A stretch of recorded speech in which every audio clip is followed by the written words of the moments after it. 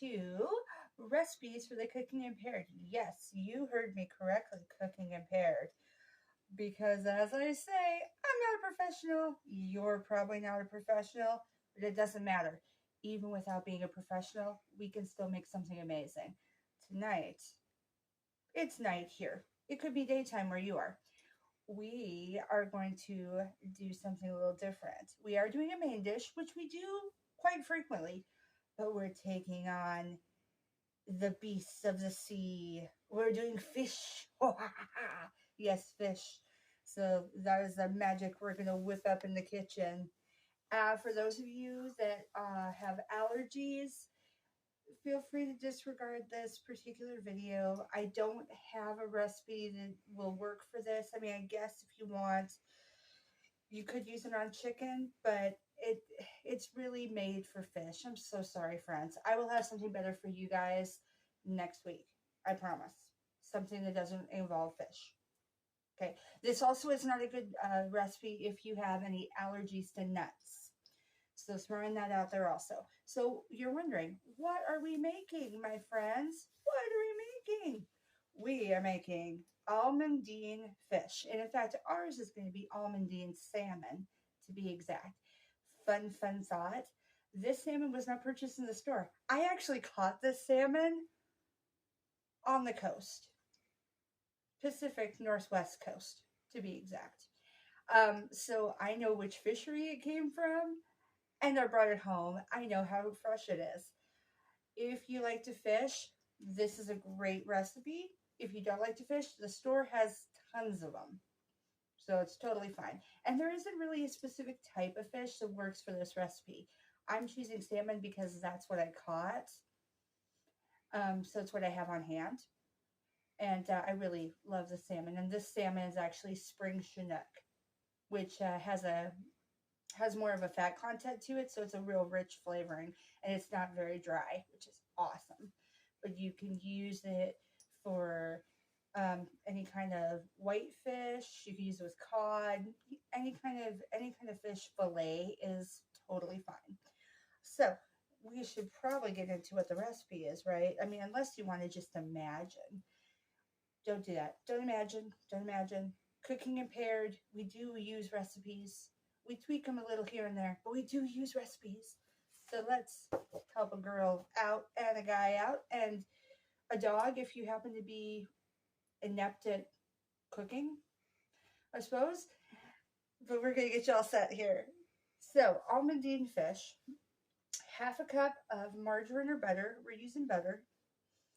3 tablespoons lemon juice from concentrate. And like I've said before, please don't use lemonade. That's not from concentrate.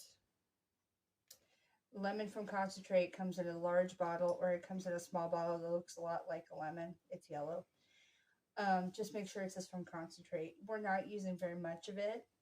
But you use the lemonades, you're gonna ruin the fish. And that's a party foul. Party foul to ruin the fish.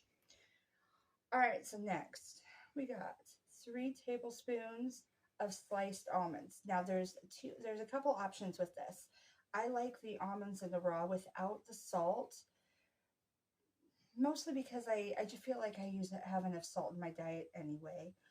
And sometimes too much salt is gonna make things less palatable.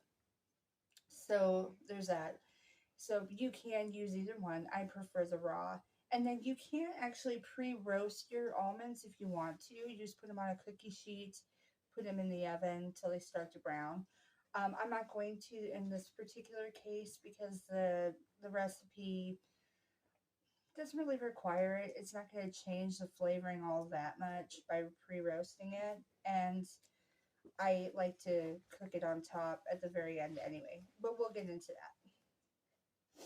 Then you're going to need half a teaspoon of garlic powder and onion powder. Now, I wrote this kind of wonky, so I'll explain. You need half a teaspoon of garlic powder and half a teaspoon of onion, not half a teaspoon of the two mixed together. So half each. Okay, so in the end, it'll be 1 teaspoon of seasoning. Half one, half the other. Okay. All right, and then 1 pound fish fillet, and this can be fresh or frozen. If it's frozen, you're gonna need to thaw it out. To thaw out frozen fish, for those of you that don't know, do not put it in the microwave. Do not put it in hot water. Put it either in your sink with some cool water and let it slowly start to thaw, or you can put it in a large bowl with cool water. The important part here is cool water, not warm, not hot. Very important. This helps keep you from getting sick, which is the biggest part. We want delicious food that doesn't harm us. That is ideal. All right, my friends, and now for my metric buddies. We've got the recipe. So I'll give you a moment. It's not a particularly long recipe, so you're done. It's very fast. All right, so we're going to go to our cooking staging area where we are going to get working on this delicious meal. Again, this is a main dish. You're going to want to pair it with something. You could pre-cook this, let it cool, and put it on a salad if you want. Or you can do it with as part of your main dish with some side dishes and different items. As my camera woman just said, you could have your side dish, your fish meal, and then your main course. If you feel like being fancy, feeling like you're from Downton Abbey or maybe in France, have at it. Or anywhere else where they have a separate fish meal before a main dish. I am not cultured in such a way that I have experienced this, but it is a thing. Some places do it. We're just cooking this, and you can decide how you want to serve it. You can eat it by itself out of the pan if you want. I will not judge because it's all about love around here. Recipes for the cooking pair. We love our foodie friends, and our foodie friends love us, and that's what's important. Let's get making. Okay, as you can see, we have this beautiful fish. Notice the marbling. That's the fat content is going to be so good. So this is a really fast one. What we're going to do is start off with putting on our seasoning. So I'm going to go ahead, instead of having it all measured out, we are going to go ahead and do it together. So open this puppy up. We're doing not even one, half a teaspoon of each one. So half, make sure you scrape it off so it's even. Let's sprinkle it on. That way, a little that way. Okay. And now the onion powder. Now remember, this is onion powder, not onion minced or onion flakes or coarse onion. This is powdered onion. Or onion salt. We also didn't use garlic salt. Garlic salt is one that's really easy to get mixed up with in the store, but we didn't do that either. Now, since my little spoon has gone onto the fish and brushed it around, we're not going to stick it inside the container. So this time we're going to just do a little scrapey. Just carefully put it on there. Shake it a little so it evens out. Okay, there we go. And put it on the top. All right, so now we have our half a teaspoon of onion, our half a teaspoon of garlic, and we're ready to do the next portion. Now the next one, what we're going to do is we're going to take and do 3 tablespoons of lemon juice. And I'm going to go ahead and measure it and just pour it right on top. So we got this giant bottle of lemon juice. And I got my 1 tablespoon measuring. And just carefully pour it on. Just one at a time. Drizzle, drizzle, drizzle. Drizzle, drizzle, drizzle.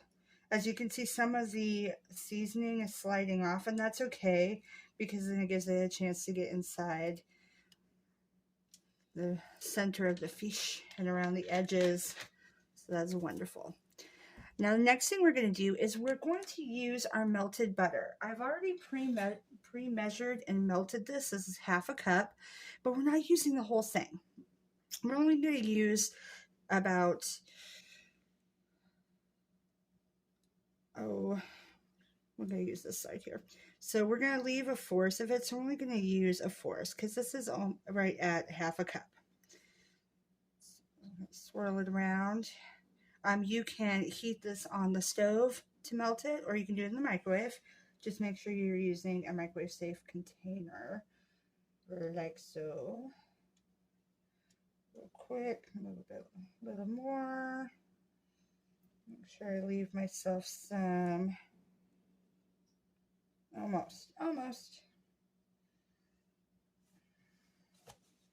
All right, so the reason we're leaving a fourth is that we are actually going to do something kind of cool. We're going to take our almonds and we're going to put it inside, and we're going to spoon this on top when the fish is almost done being cooked. So as you can see, my almond slices, some are very small, some are a bit fine, and some are more coarse. You can opt for just larger pieces. I kind of like a combination. Get that in there. I'm going to go ahead and use this 1 tablespoon for stirring, and I'm actually going to use this same 1 tablespoon for putting it on the fish when the fish is almost done. As you can also see, the fish is sitting in a container but on foil. That's for 2 reasons. 1, it helps lock the heat in, and 2, you have this dark skin on the bottom of the salmon. That is going to stick to the foil instead of to the pan. Makes it much easier to cook, much easier to clean up, and also makes it easier to pull the meat that you want off the skin without getting the skin with it. The skin's, in my opinion, not as tasty. Some people eat it. I'm not a fan. And so I just want the nice, beautiful pink salmon in mine. Now, if you're buying fillets, a lot of them will already have the skin off, and that's fine. So then this we're going to just put on the stove top because the stove is set for 350. It's already preheated and it's warm, so that'll also keep your butter nice and melted. The last part before we put this in is you're going to put a piece of foil over the top. That helps with keeping the heat in, the moisture in, so your fish does not dry out. Dried out fish is not great. And then it's gonna make it would make it not so tasty. When you have dried out fish, there's very few things you can really do with it to salvage it. Salmon spread, I guess, would be one of the ones that pops into my mind. But since we're not making salmon spread, we're going to have delicious salmon just flaked off and munched on. Then we want it to stay moist. Okay, here we go. We're going to take it over to the oven that's already hot. And slide that puppy in there. Okay. All right, we'll be back. So we're going to cook this for 35 to 45 minutes, depending on your oven, and you're going to check it. And I will tell you when we take it out how you can tell if it's done or not. We'll see you soon. Okay, so we're going to get the fish out, and we're going to add the topping. You do this about 10 minutes before your fish is done being cooked. Carefully lift this up. Okay.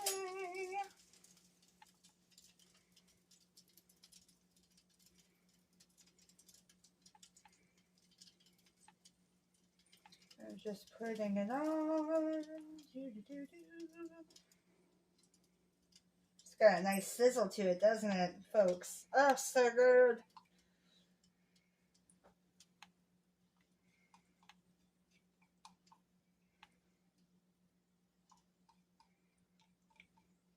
Okay, there we go. And this time we're going to put it back in without the cover, just for the last few minutes to finish cooking.